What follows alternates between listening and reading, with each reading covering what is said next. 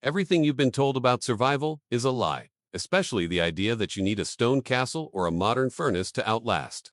the most brutal winters ever recorded in the history of the Northern Hemisphere. While history books focus on kings in gold-trimmed halls,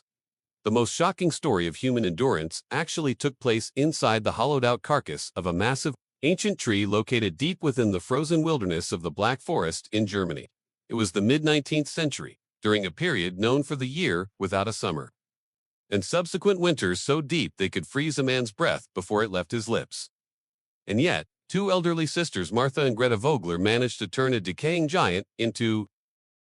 a luxury bunker that defied every law of nature. Neighbors in the distant village of Villingen thought they were long dead, lost to the first frost that turned the Rhine to solid glass. But what they found when the spring thaw finally arrived was not a pair of corpses, but a masterclass in primitive engineering that puts modern prepping to shame. Imagine a world where the wind is howling at 60 miles per hour. The snow has drifted so high it covers the rooftops of standard cabins, and the temperature has plummeted to a bone-chilling -$30 circ.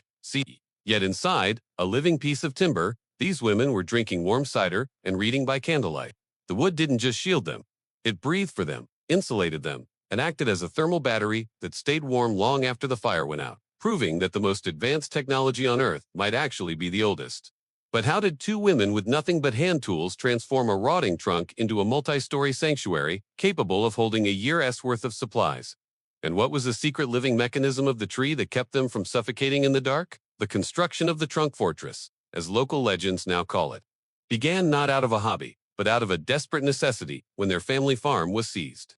leaving them with nothing but a small plot of ancient, untouched woodland where a massive oak venerated by the Celts centuries prior stood as a hollowed-out sentinel. Instead of trying to build a cabin with wet wood that would warp and rot, Martha and Greta spent the autumn months lining the interior of this 5-meter-wide trunk with a mixture of dried moss, sheep's wool, and a specific type of claret mud that acted as a prehistoric form of fiberglass. They understood a scientific principle that we often forget. Wood is one of the greatest natural insulators because of its cellular structure, which traps air pockets, and by choosing a tree that was still partially alive and rooted, they utilized the Earth's own geothermal heat rising through the root system. They carved out deep shelves directly into the inner rings of the heartwood to store jars of salted pork, fermented cabbage, and gallons of honey, creating a pantry that was naturally refrigerated but never reached the freezing point, because the massive thermal mass of the oak acted as a buffer. While the village of Villingen saw its inhabitants huddling around open hearths that sucked the oxygen out of the room, the Vogler sisters designed a sophisticated gravity vent, using a hollowed-out branch that allowed smoke to escape while drawing fresh air in through a tiny gap at the base of the trunk. They weren't just living in a tree, they were living inside a biological machine that regulated its own temperature, a feat of organic architecture that seems impossible until you realize that every inch of their living space was calculated to minimize heat loss. The sheer ingenuity of using the natural curve of the wood to create sleeping lofts above the cooking area meant that every scrap of rising heat from their small stove was captured. Yet as the snow piled up to 12 feet high, completely burying the tree from the outside world, a new and terrifying problem emerged that no amount of insulation could fix. As the Great Freeze reached its peak in the January of 1848, the sisters found themselves completely entombed in a tomb of white, with the weight of the snow pressing against the bark of their oak sanctuary with enough force to crush a standard timber frame.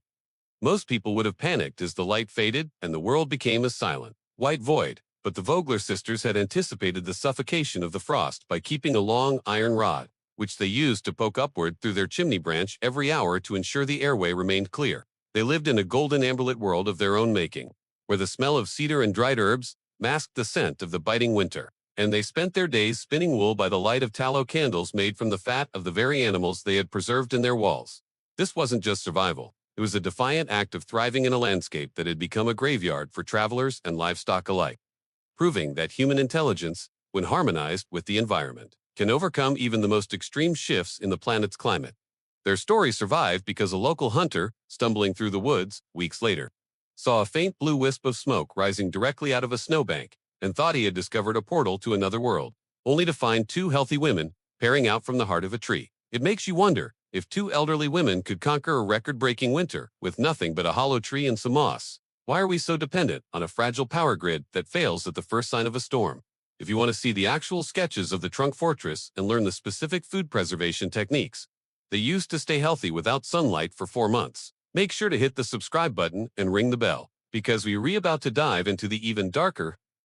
mystery of why the town authorities tried to keep their success a secret for decades.